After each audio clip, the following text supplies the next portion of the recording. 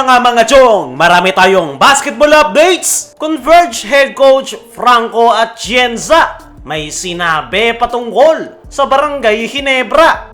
Game 1 quarterfinals, Barangay Ginebra versus Converge. Paano matatapos agad ng Ginebra ang series? Quarterfinals na at ngayong araw ay ang bakbakan ng Barangay Ginebra kontra Converge Fiberxers. Meron ng twice to beat advantage ang Barangay, pero hindi basta-basta ang kalaban. Merong batang Twin Towers ang Converge with Justin Arana at Justin Baltasar na handang bumuhat sa playoffs. Pero paano nga ba matatalo ng Ginebra ang powerhouse frontline na ito ng Converge? Kahit si Japet lang ang kanilang inaasahang big man. Tara alamin natin. Walang duda, the future is now para sa Converge. Meron silang Justin Arana na isang banger big man, tapos nandyan pa si Justin Baltasar na isang modern big man na may outside shooting. Kung height at rebounding lang ang pag-uusapan,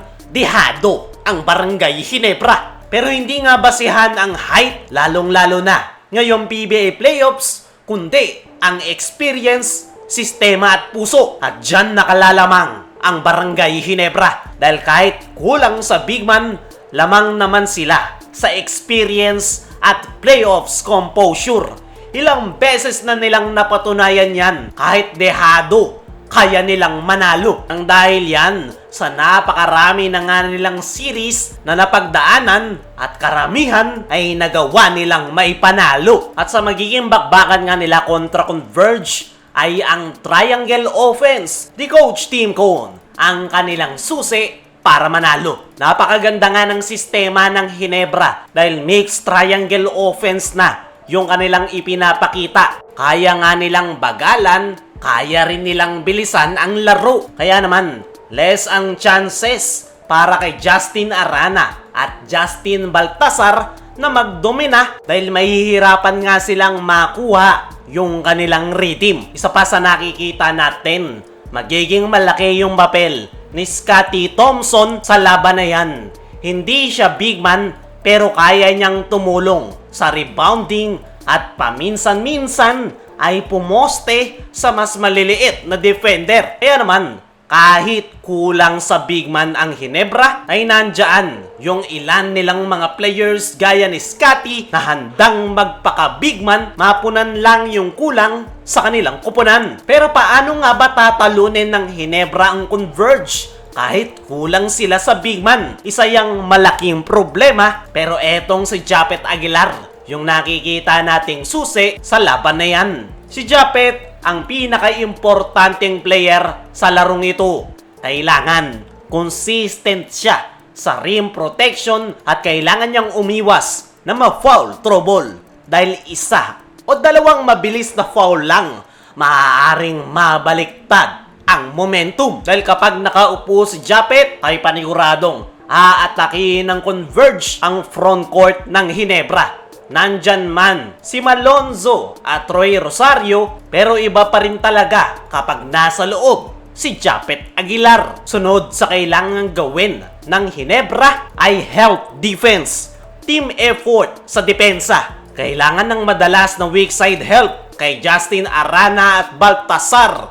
Pwedeng mag-zona o semi-zone si coach team para i-neutralize ang laki ng Converge. Pagdating naman sa opensa, ay kailangang atakihin ng Ginebra yung mga big man ng Converge. Pwedeng atakihin netong sila Scottie, RJ Abarrientos o Stephen Holt. Ang frontcourt position ng Converge, gagamitin lang nila ang kanilang bilis para sa mga pick and roll at the same time ay ma-foul trouble si Justin Arana at Baltasar.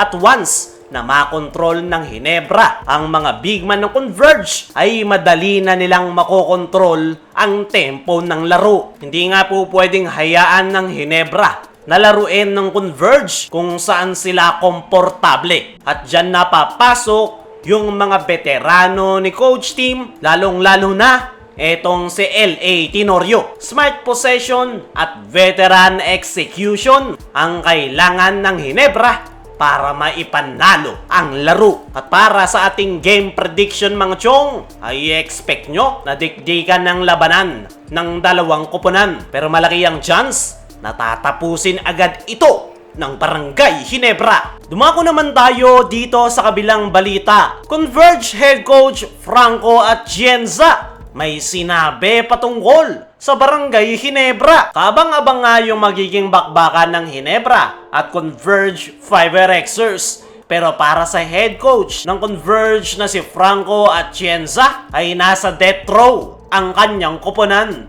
Dahil ayon nga sa kanyang naging latest interview ay kung meron nga raw isang koponan na mahirap makalaban ngayong All Filipino ay isa nga daw dyan ang Barangay Ginebra. Marami nga raw mahusay na player si coach team at sa nakalipas na 3 komperensya ay wala na masyadong binago sa kanilang koponan. At yan nga raw yung mas nakakatakot dahil nakakabuo na raw ng solid team chemistry ang Barangay Ginebra players. Kaya naman, ine-expect nga nitong si Franco Atienza na hindi magiging madali na talunin ang Ginebra ng dalawang magkasunod ngayong quarterfinals. Kayo mga chong, ano ang masasabi nyo sa sinabi ng head coach ng Converge sa Ginebra? Sino naman sa tingin nyo ang makakakuha ng panalo? Tatapusin na ba ng Ginebra? O pwersa pa ng do or die ang Converge? I-comment mo lang dyan sa ibaba.